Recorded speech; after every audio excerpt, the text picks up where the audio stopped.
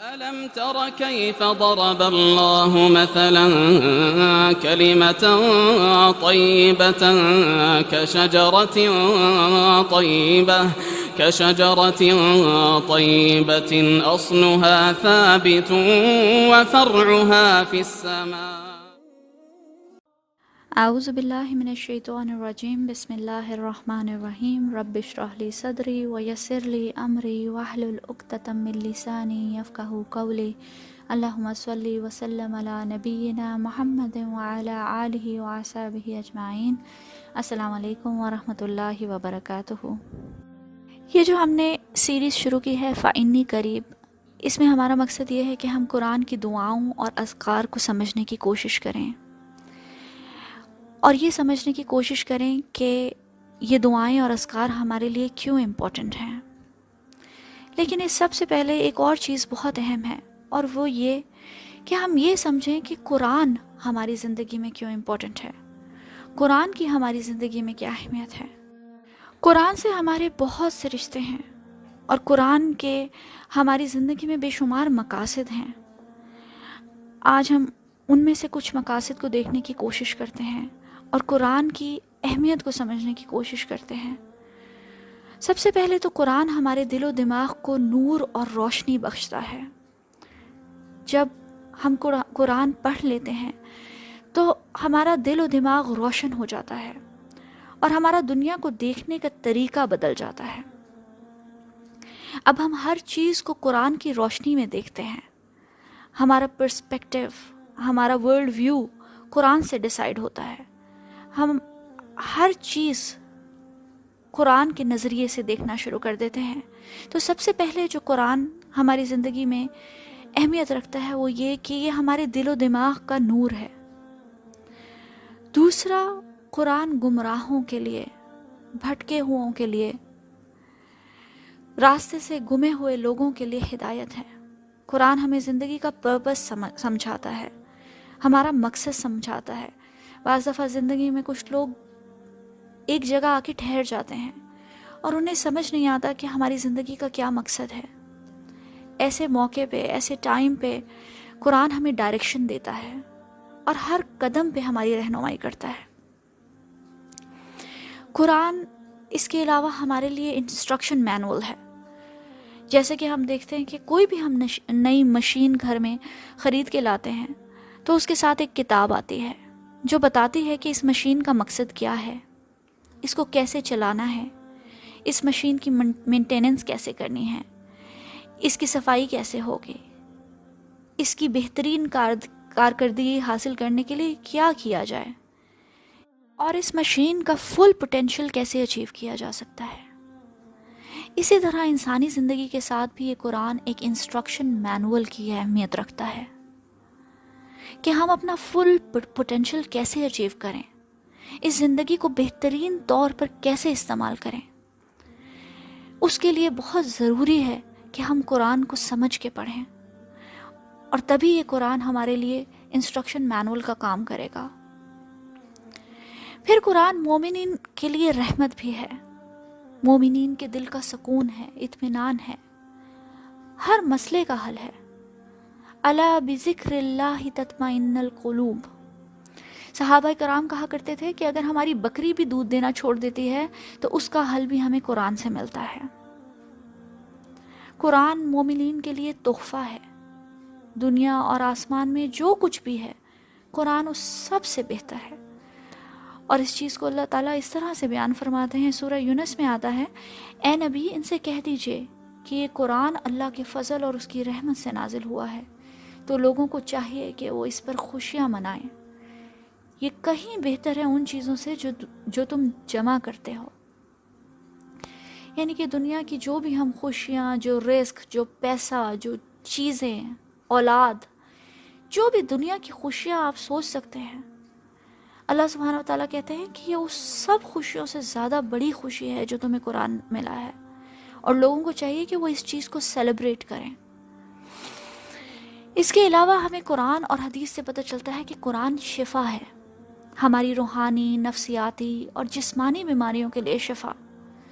سورہ یونس میں آتا ہے یا ایھا الناس قد جاءتکم موعظۃ من ربکم، اے لوگوں تمہارے پاس تمہارے رب کی طرف سے ایک ایسی چیز آئی ہے جو نصیحت ہے، وشفاء لما فی الصدور، اور دلوں میں بیماریاں ہیں، دلوں میں جو بیماریاں ہیں ان کے لیے شفا ہے، وہدی ورحمۃ للمؤمنین، اور ہدایت ہے اور مومنین کے لیے رحمت ہے۔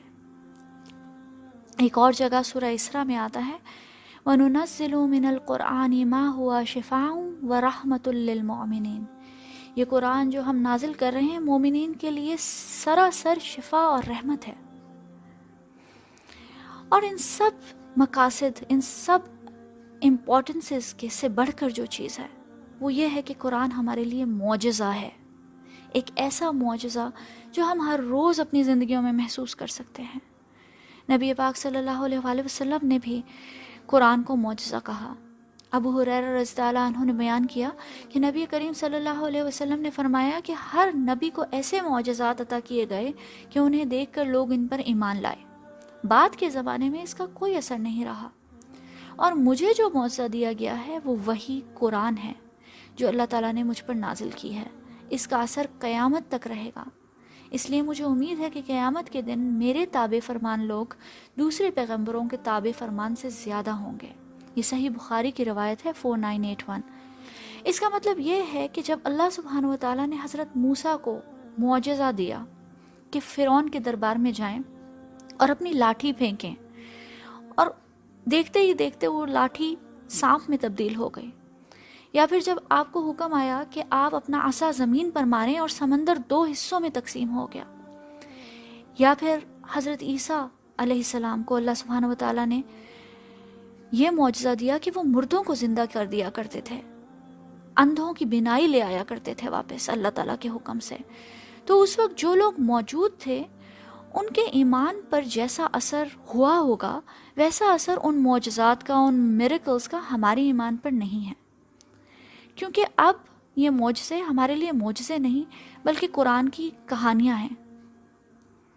لیکن ہمارے پاس جو معجزہ ہے، ہمارے ہاتھ میں اللہ تعالیٰ کا کلام ہے، اس کا اثر کبھی بھی ختم ہونے والا نہیں ہے، یہ معجزہ قیامت تک کے لیے ہے۔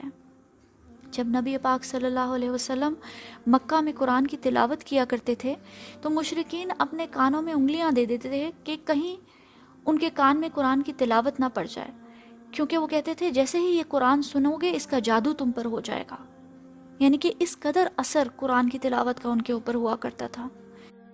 سورہ حشر میں آتا ہے کہ اگر ہم اس قرآن کو کسی پہاڑ پر اتار دیتے تو تم دیکھتے کہ وہ اللہ کے خوف سے دب جاتا اور پھٹ جاتا۔ اس قدر پاور ہے قرآن کی۔ ہم اس کی پاور اس لیے نہیں سمجھ سکتے کیونکہ ہم اس کو سمجھنے کی کوشش نہیں کرتے۔ بچپن میں پیرنٹس مولوی صاحب کو بلا لیتے ہیں اور 10-12 سال کی عمر تک بچہ قرآن ختم کر لیتا ہے، اور پھر اس کے ساتھ ہی قرآن بھی اس کی زندگی سے ختم ہو جاتا ہے۔ صحابہ کرام میں قرآن ختم کرنے کا کوئی رواج نہیں تھا، یہ ایک لائف لانگ، پوری زندگی بھر کا رشتہ ہے، یہ ختم کیسے ہو سکتا ہے؟ یہ بات شاید میری کسی کو بری بھی لگے، لیکن ہم اپنے بچوں کو قرآن نہیں سکھاتے، ہم انہیں صرف عربی پڑھنا سکھاتے ہیں۔ اگر ہم قرآن کو سمجھیں تبھی یہ قرآن ہمارے لیے معجزہ بنے گا، شفا بنے گا، روشنی اور نور بنے گا، بجائے اس کے کہ ہم مولوی صاحب کو بلا کے اور بچوں کو ایک کونے سے کور ٹو کور عربک پڑھنا سکھائیں۔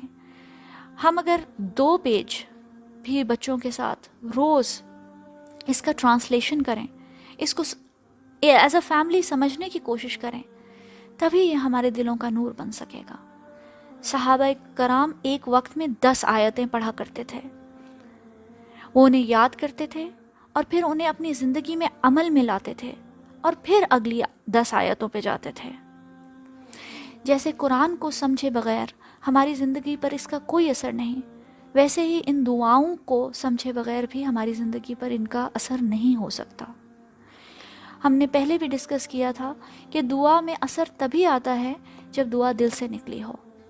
ہم میں سے اکثر لوگوں کو قرآن کی دعائیں یاد تو ہیں، لیکن وہ کس کانٹیکسٹ میں اللہ تعالیٰ نے ہمیں سکھائیں، اس دعا کے پیچھے کیا سٹوری ہے، اس دعا کی ہماری زندگی میں کیا اہمیت ہے، ہمارے نبی پاک صلی اللہ علیہ وسلم نے اس دعا کے بارے میں کیا فرمایا، یہ سب جاننا بہت اہم ہے، کیونکہ جب تک ہمیں یہ سب باتیں پتہ نہیں ہوں گی دعا میں اثر نہیں آئے گا۔ میری کتاب کا اور اس سیریز کا یہی مقصد ہے کہ ہم ان دعاؤں کو اور ان اسپیشل اذکار کو ان ڈیپتھ سمجھنے کی کوشش کریں۔ اللہ سبحانہ و تعالیٰ نے قرآن میں ہمیں بہت تفصیل سے انبیاء کرام کی کہانیاں بتائی ہیں۔ ان کہانیوں کو اس قدر ڈیٹیل میں بتانے کی بہت ساری حکمتیں ہیں۔ ان حکمتوں میں سے ایک یہ بھی ہے کہ ہمیں یہ دعائیں سکھائی جا سکیں کہ کس نبی نے، کس رسول نے کن حالات میں یہ دعائیں مانگیں، اور مقبول دعائیں کیسی ہوتی ہیں، اور ہم انہیں اپنی زندگی میں کیسے شامل کر سکتے ہیں۔ قرآن کی دعاؤں کی اہمیت اس لیے بھی ہے کہ جب دینے والا رب خود بتائے کہ مجھ سے کیسے مانگو، جب دعا کا قبول کرنے والا خود دعا کا سلیقہ سکھائے، تو اس سے بہتر دعا کیا ہو سکتی ہے۔ جب یہ دعائیں ہمیں سمجھ آ جائیں گی تو یہ ہماری روزمرہ کی زندگی کا حصہ بن جائیں گی، ہماری دل کی گہرائیوں میں اتر جائیں گی، تبھی انشاءاللہ ان دعاؤں کے ذریعے ہمیں اللہ سبحانہ و تعالیٰ کے معجزے نظر آئیں گے، تبھی ہم ان دعاؤں کی طاقت سمجھ سکیں گے۔ اس رمضان میں ہم یہ جرنی سٹارٹ کرتے ہیں اور کوشش کرتے ہیں کہ زیادہ سے زیادہ دعائیں، اذکار اور ان کی ان ڈیپتھ سٹڈی کی جا سکے اور ان کو گہرائی کے ساتھ سمجھا جا سکے۔ نیکسٹ ٹائم انشاءاللہ ہم قرآن کی پہلی دعا سے شروع کریں گے جو ہدایت کی بہترین دعا ہے، یعنی سورہ فاتحہ۔ تب تک کے لیے السلام علیکم ورحمۃ اللہ وبرکاتہ۔